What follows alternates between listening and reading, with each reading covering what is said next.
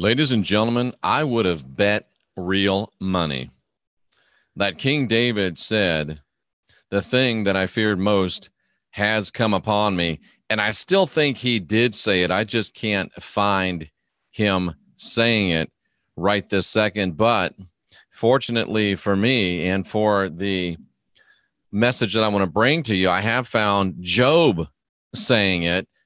And actually, it's more powerful when Job says it, because Job is the oldest book in the Christian/Jewish Bible scriptures. So to me, it carries even more weight. Hello, Johan. Don't shoot the messenger. Nancy Smith, Gemma Church, everybody coming into the chat room. Thanks so much for it. And I want to talk to you today about masters of manifestation. Masters of manifestation. Gemma Church, Rachel Stone, nice to see you. And that would sound like it'd be a great, happy, fun, good time show. But with great power comes great responsibility. And I want to ask you today and bring some things to your mind. Are you actually bringing yourself pain? Jason Rios, Christopher Bryden, nice to see everyone. Victoria Cunningham, Renee Crabtree, nice to see all of you. We've gone over 21,000. Gary Baxter, we're deep into 21,000 already. I think we're going to hit 25,000 subscribers by the end of September. Lisa Rossiter, nice to see you. Chris M., Connie Trigger, Virginia Sister, nice to see you. Eric Sellen. People just piling into the chat room. So nice that you're here. It honors me that you're here. And it's nice to know that there are people listening. Jason Rios, None Ya Business, a lot of familiar names, a lot of new names. Jama, Jeremy, Dawn, Soul Searcher. So nice to see you all. We did have the great tattoo video this morning. I thought it was very interesting. But let's look up at this. And some of us, ladies and gentlemen, some of us are masters of manifestation. Nancy Smith, nice to see you. Soul Searcher. Some of us are masters of manifestation. Now, some of you, this broadcast is not going to make a lick of sense for. I'm telling you, some of you are going to think Jeff has finally flipped his lid.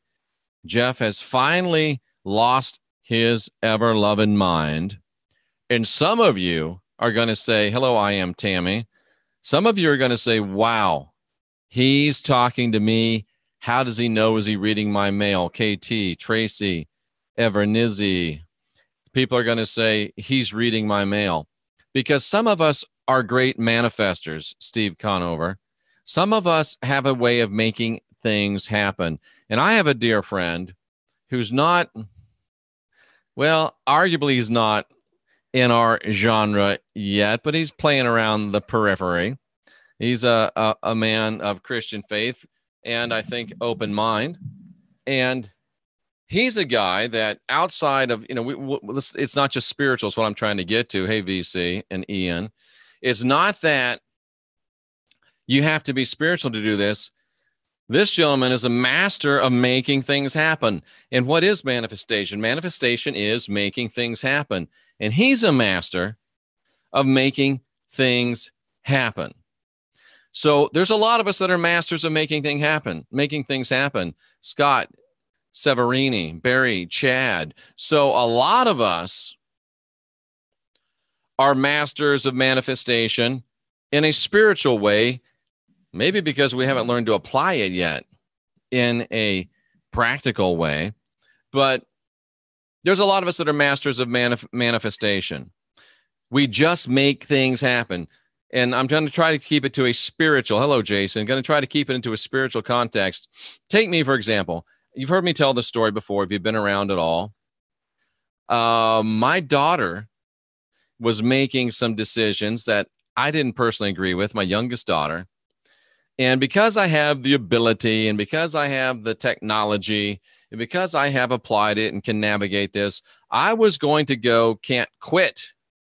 I was going to go into her dreams. And I was going to plant suggestions in her dreams to make her do things that I wanted her to do that she wasn't going to do, with the best of intentions to help her avoid a situation that I thought was going to be bad for her. And as time has proven, I was right. Now, I know most of you don't find that surprising because I am right a lot of the time. I'm just, it's a sad dog that won't wag his own tail, but I am right a lot of the time. I really am. And I was right this time. But even though I had the ability, even though I had the technology, even though I was right there ready to drop what I wanted to drop, I didn't do it because I don't believe in overriding someone else's will and intention. So I had to step back and let my daughter do stupid things. Oh, I don't want to say the word stupid. Do things that I didn't agree with that ended up very much not being in her best interest. Now, I did that volitionally. I did that willfully, or I was taking those actions through my will, through my spirit. I knew I was doing it. But some of us are such powerful manifestors. Hello, Michelle and Jama. Some of us are such powerful manifestors that we do things when we don't even know that we're doing them. And this is a call to recognition, a call to realization. Hey, Rob M. It's a call to realization that you're doing stuff you don't even know you're doing, and you're good at it, so be careful with what you do.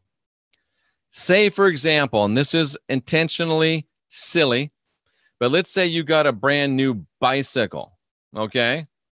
You got a brand new bicycle, and you were scared to death that somebody was going to steal your bicycle.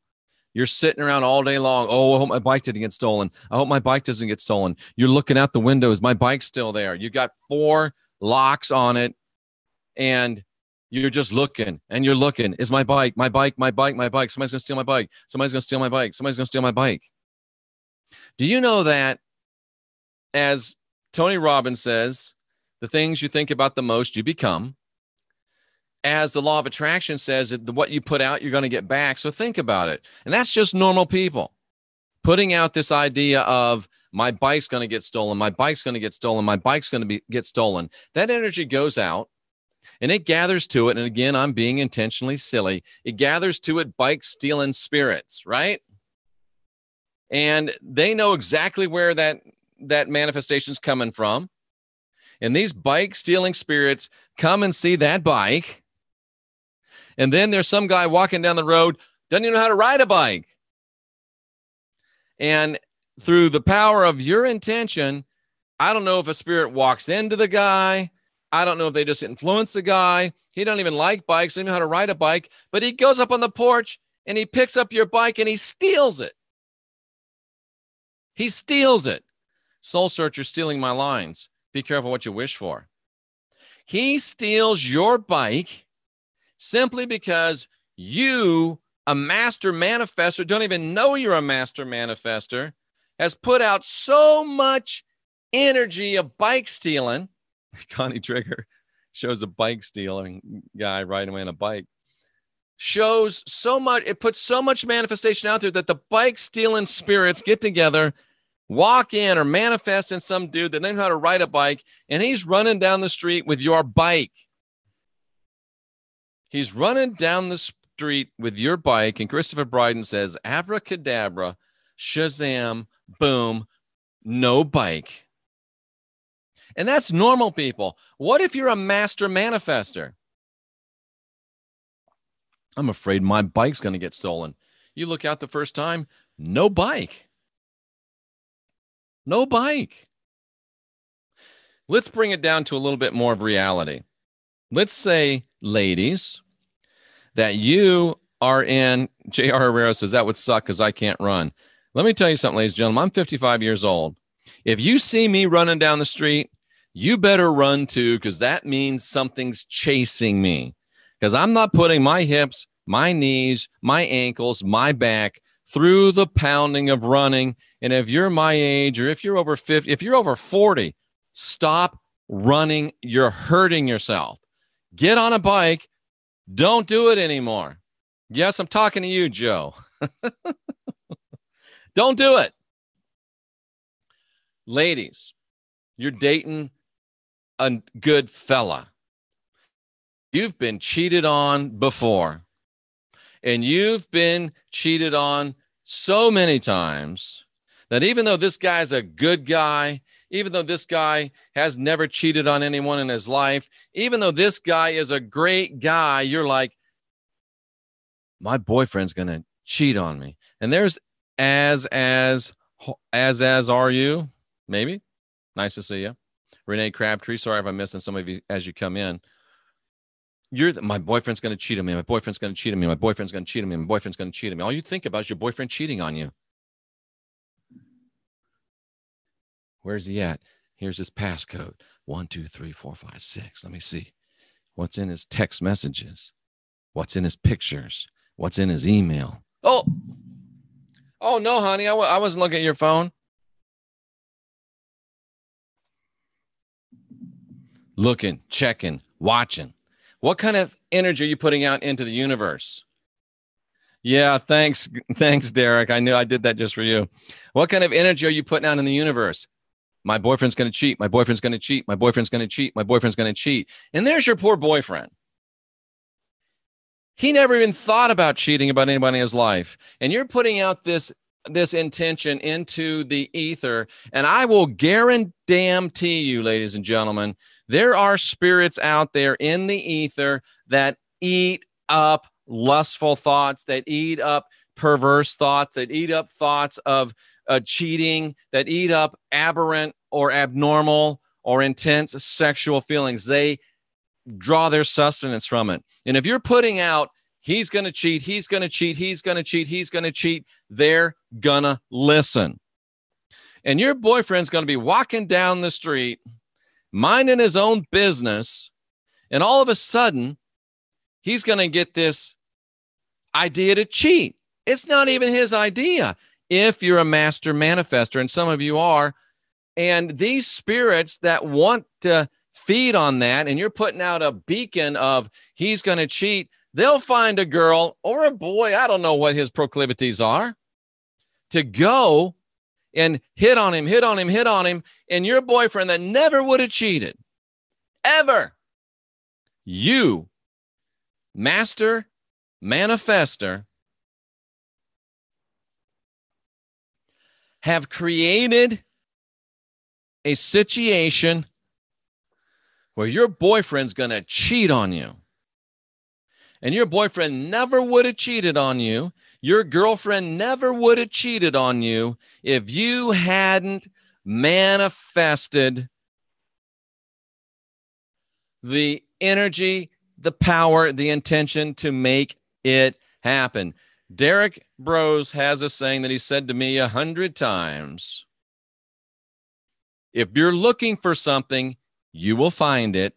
I'd like to take that to the next level and say, if you're looking for something all the time, you may find it because you have made it happen. And some of you are master manifestors. And ladies, some of you have manifested the bitch that he cheated on you with. And I just said that colloquially. I'm not really saying she was a bitch. It was your fault. And you, men, some of you have manifested the bastard that she ran off with. I'm telling you, it's true. James reminds us that Jesus said, you can say to the mountain, be thou removed, it is going to be cast into the sea. Melissa, well, bye. Don't let the door hit you where your creator split you. See ya. Goodbye. James says, oh, yes, she was a bee. Ladies and gentlemen, I'm listening, but I need to manifest some good breakfast. Do it. Do it. Ladies and gentlemen, see that Melissa person, she just wasn't smart enough to be here, wasn't advanced enough to be here. And if you're not, that's okay. This channel's not for everybody, ladies and gentlemen. This is for the people that know who they are. This is for people that know what they are. And this is for people that their light bulb's going off saying, yeah, I've done that. I've done that. Be careful what you wish for. Know who you are. Johann says, I did that in my marriage. I thought I was being clairvoyant. Now I believe I manifested it. Crazy as hell, insecurities will ruin your life. Malia is being, and Derek's mother are being fed by Derek. And yeah, timeout. But ladies and gentlemen, it's just that plain. It's just that simple. So many of us are master manifestors. So many of us are our worst enemies. And who was it that just asked me, what do we do? Was it Jama that asked me, what do we do? Yeah, how do you retrain your brain? Well, you've just got to stop doing what you're doing. And there's lots of fancy techniques. There's a lot of books, and there's a lot of, YouTubes, and there's a lot of studies, and there's a lot of courses, but it all comes down to getting you to just decide you're not gonna do it. Getting you to just decide you're gonna trust until someone proves that they can't be trustworthy. You're gonna believe until someone proves they can't be believed in. What did Paul steal from the Christ and talk about with love? Because love, and I can't even think of one thing that love does right now. I'm so into this, but I'll find it. It's 1 Corinthians 13. Let's just take a quick look at that, and let's just look at 1 Corinthians 13 with this in mind. And if we follow these words that Paul stole from the Christ, I believe 100%, what would we be manifesting? What would we be manifesting if we did this, ladies and gentlemen? Love suffers long. Love is kind. Love doesn't envy. Love doesn't vaunt itself up. Love's not puffed up. It doesn't behave unseemly. Doesn't seek its own. Isn't easily provoked. Doesn't think any evil. Doesn't rejoice in iniquity. Rejoices in truth. Bears all things. Believes all things. Hopes all things. Endures all things. Let me turn this around a little bit. Love manifests kindness so it gets kindness back. Love manifests faith so it gets faith back. Love manifests service to others so it gets service to others back. Love manifests politeness so it gets politeness back. Love is serving to others so it gets service to self back. Love is very patient so it gets patient back. Love believes and accepts so it gets love and acceptance back. Love doesn't keep tracks of wrong so it doesn't get people keeping tracks of its own wrong. Love loves truth so it dwells in an atmosphere of truth. Love supports so love gets supported. Love believes the best, hopes the best, so it receives belief and hope in itself. Love never ends, so love gets love that never ends. What are you going to manifest just as a normal, regular person? You're going to have tremendous effects on your own life. But when you're a master manifester, as many of you are in this chat room, you're going to manifest whatever you're worried about to the nth degree. Let's finish this up looking at those words of Job. For the thing that I feared most has overtaken me, and what I dreaded has befallen me. Let's look at that in the interlinear and see exactly what it means. So you know this isn't just Jeff popping off. For the thing I greatly feared. What does that mean? To greatly fear, it means to dread or to be in awe of, to be trembling, to be standing in awe of, to be terrified, to be afraid. What are all these things? These are all active things. You're not just afraid once. You're afraid continuously. You're not just trembling once, you're trembling continuously. It's fear. Fear is not an event. Fear is an emotion and an action. So the things that you fear, and not only fear, but greatly fear. The thing that I greatly feared, Job said, has come upon me. It has been brought in. It's came. It's come. It has come to pass. It has come and it has arrived upon me. The thing that I feared most has come upon me. Who feared it? Job did. If Job feared it and it came upon him, who manifested it? Job. Now, I know some of you don't read Job very much because you think it's job and you don't like to work, but you might want to get into this. This is the oldest book in the Christian scriptures. So the thing that I kept fearing the most, dude, it happened. And what I dreaded, who dreaded it? Job dreaded it. I dreaded what I was afraid of. What I dreaded, what I was afraid of. What happened? To me, not to thee, but to me, it has happened. It has come. It has actually come. It has alighted like a bird. It's sitting on your head, pooping in your hair, pecking your skull.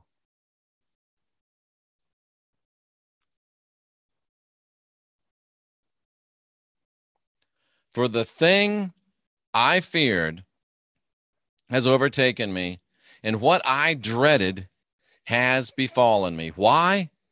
Because Job was a master manifester, and he was walking around fearing it. And because he walked around fearing it, he set into motion the energetic emanations that resulted in him being overtaken by exactly what he feared. And Job walked around dreading. And because he was a master manifester, he actually manifested that thing, caused it to come in his life, and it had befallen him. And I'm telling you sometimes, ladies and gentlemen, it will befall you, and it never would have happened if you had not manifested it in your life, master. Victoria Cunningham says faith in reverse. Well, what is faith? Paul in the Bible said faith is the substance of things hoped for. It's the evidence of things not yet seen. So let's look at that. Faith is the substance of things hoped for. What is hope? Hope is constant focusing and wishing and wanting, right? What is master manifestation? He's going to cheat. He's going to cheat. He's going to cheat. She's going to cheat. She's going to cheat. She's going to cheat. So it is what is it? Faith is the essence of things hoped for. It's also the essence of things dreaded. Faith is the essence of things hoped for, the evidence of things not yet seen. I know she's going to cheat on me. Well, has she cheated on you yet? No. Have your car doing anything wrong? No, but I know she's gonna. Whether you believe they're going to cheat on you or you don't, you're right a lot of the times. Now, sometimes you just get together with the cheater and it's got nothing to do with you. It just happens. Some will, some won't. So who's next? I don't mean to be that flippant, but here's the key. Somebody might cheat on you. They might. But if they're going to cheat on you, you're monitoring them and trying to make sure they don't is going to have the exact opposite of the effect that you want it to have. because the energetic emanations that you're putting out is going to come and cause that which you dread, the thing that you feared most, you're causing it to happen. On the other side, thank you, Ian. On the other side, what if you didn't bring in that manifestation of they're going to cheat, they're going to cheat, they're going to cheat? Or what if you said, oh, I'm not talking about me.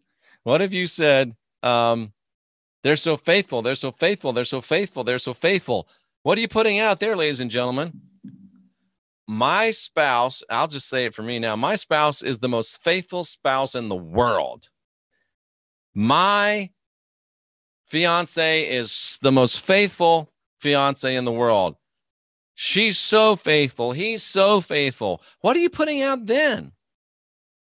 Because even if you got with a cheater and you start putting that manifestation out,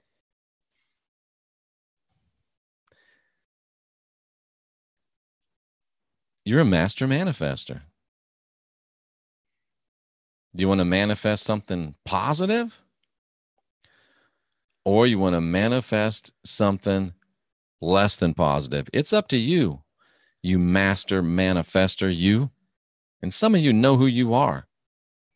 You make things happen. You may think I'm stupid, ugly, dress funny, and I'm crazy, but you know that you make things happen.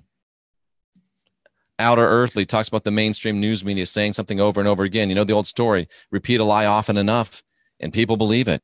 You repeat a lie often enough, it becomes true. Not because it's true, but because everybody believes it's true. Instead of letting this spiritual law work against you, why don't you make it work for you? You master manifester, you. Thank you, Jason. Unindoctrinate yourself. Create yourself. Build the life you'll love, not the one you'll hate. Manifest your life, you master manifester, based upon your highest hopes and dreams and ideals. You're too powerful. You can't afford to allow yourself to have bad or unhelpful energetic manifestations emanating from you. You're too strong. You're too powerful. You're too good. You're in control of your own destiny. You're driving the bus. You're the captain of your own ship. You're the master of your own manifestations. You're a master manifester, cousin. You can use your powers for evil, or you can use them for good. Keep asking questions. Keep questioning answers. You are the last generation of real humans. Let's quit working against ourselves. Let's keep working for ourselves. Let's start working for ourselves. Let's manifest the best.